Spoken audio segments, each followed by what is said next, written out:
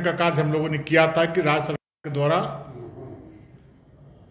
इस प्रकार के हथकंडे अपनाने का काम किए जाएंगे, को बढ़ाने में जुड़ी रही। वहीं दूसरी तरफ भगवा गमछा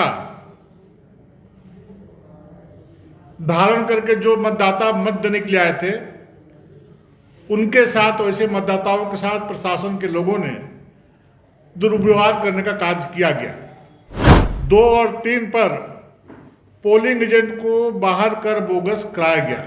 इसकी जानकारी मैं खुद वहां के एसपी और डीसी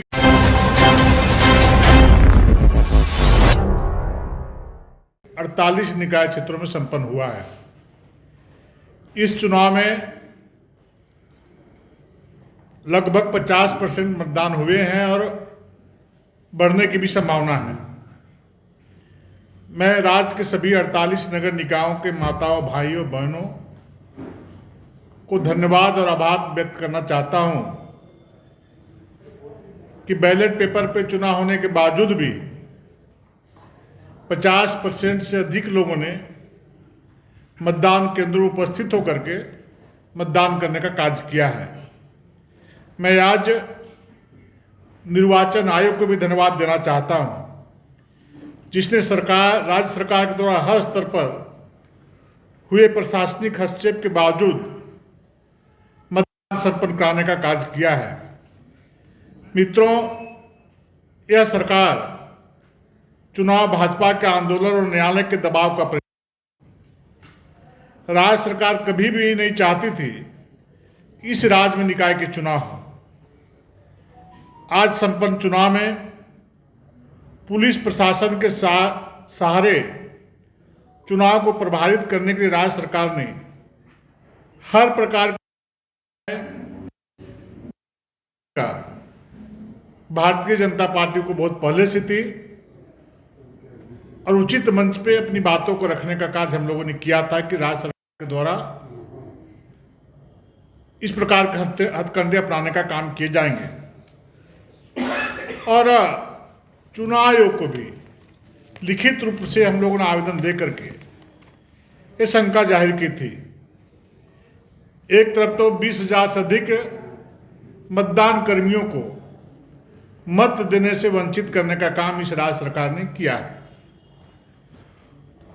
पोस्टल बैलेट से जहां पर ऐसे मतदान कर्मी चुनाव में भाग लेते थे, उससे भी वंचित करने का काम किया है। प्रशासन पूरी तरह से एक समुदाय विशेष के मतदाताओं के वोट प्रतिशत को बढ़ाने में जुड़ी रही। वहीं दूसरी तरफ भगवा गमछा धारण करके जो मतदाता मत देने के लिए आए थे, उनके साथ वैसे मतदाताओं के साथ प्रशासन के लोगों ने दुर्व्यवहार करने का कार्य किया गया। पूरे प्रदेश से प्रशासन के सहयोग से एक दल विशेष को मतदान में भाग लेने के लिए सहयोग करने का काम किया। बोगस मतदान कराने का में सहयोग करने का काम किया। ऐसी सूचनाएं प्राप्त हो रही हैं। कुछ उदाहरण के तौर पर मैं आपको बतलाना चाहता हूं। जैसे मेदिनीनगर के वार्ड नंबर 6 के बूथ संख्या 3 और 4 पर प्रशासन के सहयोग से बोगस वोटिंग कराया गया। इसी क्षेत्र के वार्ड नंबर 5 के बूथ संख्या 2 और 3 पर पोलिंग एजेंट को बाहर कर बोगस कराया गया। इसकी जानकारी मैं खुद वहां के एसपी और डीसी को देने का काम किया। उसके बावजूद भी वहां के जो अपराधी तत्व थे, जो वहां के गुंडे थे, भय दिखा करके इस प्रकार का कार्रवाई करने का काम किया गया है। गढ़वा के वार्ड नंबर 20 में झारखंड मुक्ति मोर्चा समर्थित प्रत्याशी के पति के द्वारा भाजपा के वोटरों को बूथ से भगाने का कार्य किया गया। गिरिडीह में एक वर्ग विशेष के लोग खुलेआम हथियार लेकर घूमते हुए मतदाताओं को धमका रहे थे। जुगसलाय में हिदायतुल्ला खान, जो आज के दिन में अल्पसंख्यक आयोग के अध्यक्ष हैं, वो अपने सुरक्षा कर्मियों के साथ 50 से अधिक सहयोगियों के साथ विभिन्न मतदान केंद्रों में घूम घूम करके दहशत कायम करने का कार्य किया और हमारे मतदाताओं को भय दिखाने का काम किया और मतदान में व्यवधान डालने का काम किया।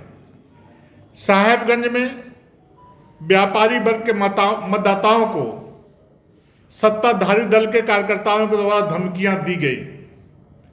जमशेदपुर में अपराधियों के द्वारा खुलेआम महिला मतदाताओं को धमकाया गया, गालियां दी गई। चक्रधरपुर में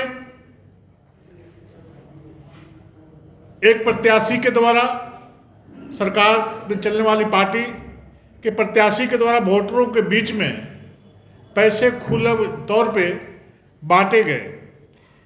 सत्ताधारी दल के लोग के द्वारा बड़े पैमाने पर पैसे सारे राज्य की सत्ताधारी पार्टी ने निकाय चुनाव को पूरी तरह से प्रभावित करने में कोई कसर नहीं छोड़ी है। जनता के लोकतांत्रिक अधिकारों का हनन किया गया। मतदाता सूची में व्यापक गड़बड़ी की गई। मतदाताओं के बूथ बड़ी संख्या में उनके घरों से कई कई दूर किलोमीटर कर दिए गए। अब जैसे रांची के धुरुआ के मतदाताओं का मतदान केंद्र अशोकनगर में किया गया, तो ये अशोकनगर के मतदाताओं का मतदान केंद्र धुरुआ में किया गया। लगभग 4 किलोमीटर की दूरी है। पिछला बार सब ठीक ठाक था, लेकिन इस नगर निकाय के चुनाव में एक षड्यंत्र के तहत जो हमारे मतदाता हैं उनको प्रभावित करने के लिए पूरे राज्य में इस प्रकार का खेल खेला गया है। उसके बावजूद भी मतदाता इनके षड्यंत्र को समझ करके बड़े पैमाने पर दूसरे केंद्रों में जाकर के दूर दूर में जाकर के अपने मत का प्रयोग करने का काम किया है, मत देने का काम किया है। वोटर आईडी की जांच में भी दोहरा मापदंड अपनाया गया है। मुस्लिम मतदाताओं को बिना आईडी जांच के वोट देने दिया गया। राज्य प्रशासन की इस प्रकार से सत्ता पक्ष के साथ एक तरफा झुकाव का परिणाम है कि एक प्रत्याशी रिंकू सिंह को, जो जुगसलाई से हमारी प्रत्याशी हैं, मतदान केंद्र के बाहर धरने पर बैठने के लिए मजबूर किया गया और धरने में बैठने का काम किया। वहां पर लगभग 10 बूथों में गलत प्रकार से वोट डाले गए हैं। मैं चुनाव आयोग से मांग करता हूं कि जुगसलाई क्षेत्र में आने वाले वैसे 10 केंद्रों पर, मतदान केंद्रों पर पुनर्मतदान कराया जाए। इसकी भी जानकारी चुनाव आयोग को हमारे कार्यकर्ताओं के माध्यम से दी जाएगी। वहां भी अभी जमशेदपुर डीसी से हमारे कार्यकर्ता मिलने के लिए जा रहे हैं। इससे स्पष्ट हो गया कि राज्य सरकार ने लोकतंत्र का गला घोटने में कोई कसर नहीं छोड़ी है। जनता जनार्दन का आशीर्वाद और प्यार सर्वोपरि है। जनता ने आज के मतदान में राज्य सरकार के कुत्सित प्रयासों का चोट पहुंचाने का काम किया है। मैं पुनः राज्य की जनता मतदाताओं का आभार प्रकट करता हूं और जो रिपोर्ट कार्यकर्ताओं के द्वारा आ रही है उसे जनता का पूरी तरह से रुझान पूरे झारखंड में भारतीय जनता पार्टी के समर्थित प्रत्याशियों की ओर दिखाई पड़ा है। और मैं दावे के साथ कहता हूं कि भारतीय जनता पार्टी के समर्थित प्रत्याशी अधिकांशतः सीटों में विजयी हासिल करने का काम करेंगे। मैं सभी कार्यकर्ताओं, राष्ट्रीय और प्रदेश नेतृत्व को आभार प्रकट करता हूं जिन्होंने पार्टी समर्थित उम्मीदवारों की जीत को सुनिश्चित करने के लिए कठोर परिश्रम किया है। लेकिन 27 तारीख को मतगणना होने वाला है। आप जरा सोचिए कि जब मतदान हुए तो वहां पर 2 पेटी का प्रावधान करना चाहिए, एक मेयर के लिए, एक अध्यक्ष के लिए और एक वार्ड पार्षद के लिए। वो भी नहीं किया, एक ही बक्से में सबको डलवाया गया है। इसलिए इस प्रेस वार्ता के माध्यम से मैं चुनाव आयोग से मांग करना चाहता हूं कि निष्पक्ष तरीके से मतगणना का कार्य हो, वहां पर किसी प्रकार की धांधली नहीं हो समय पे मतदान शुरू हो और समय सीमा के अंदर मतगणना समाप्त हो। वहां पर किसी प्रकार की धांधली की चेष्टा किसी पदाधिकारी ने की तो भारतीय जनता पार्टी के एक एक कार्यकर्ता सड़कों पर उतर करके सरकार की ईंट से ईंट बजाने का काम हम पूरे राज्य में करेंगे। एक भी शिकायत आई कि पुलिस प्रशासन के पदाधिकारी या अन्य प्रशासनिक पदाधिकारीगण पूरे राज्य के 48 केंद्रों पर मतगणना में किसी प्रकार का पक्षपात करने का काम किया, किसी प्रकार का धांधली करने का काम किया, किसी प्रकार का षड्यंत्र करने का काम किया, पदाधिकारी किसी भी कीमत में बख्शेगी नहीं। सरकारें आती है, सरकारें जाती हैं, कोई सरकार अमृत पी के नहीं आया है, वो परमानेंट नहीं रहेगा। वैसे पदाधिकारियों को मैं चेतावनी देना चाहता हूं कि मैं फिर बोल रहा हूं कि वैसे पदाधिकारी सरकार का टूल किट बनने का काम नहीं करे, मतगणना करने का काम करे। मेरी पैनी निगाहें 4800 मतगणना केंद्र पर रहेगी। हमारे एक एक कार्यकर्ता वहां पर डटे हुए रहेंगे, भिड़े हुए रहेंगे। इसलिए कोई भी इस प्रकार का नियत से कार्य करने का कार्य नहीं करे। निष्पक्षता के साथ जो जीते उसको सर्टिफिकेट दे और जो हारे उसको हारा हुआ माने। बहुत बहुत धन्यवाद।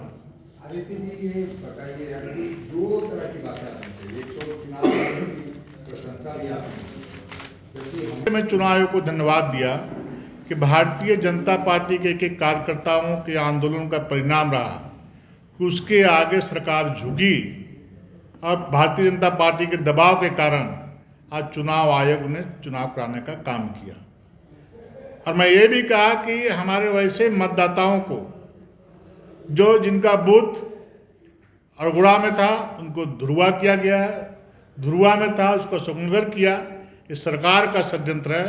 चुनाव आयोग ने गंभीरतापूर्वक इन सारी बातों को देखने का काम नहीं किया और सरकार के दबाव में आकर के चुनाव आयोग ने इस प्रकार का कार्य करने का काम किया है जो गंभीर है। लोकतंत्र के लिए ये बहुत बड़ा घातक है। कल लोकतंत्र में ऐसे लोगों के प्रति, ऐसे संवैधानिक ढांचाओं के प्रति लोगों का विश्वास घटेगा। ठीक है, थैंक यू।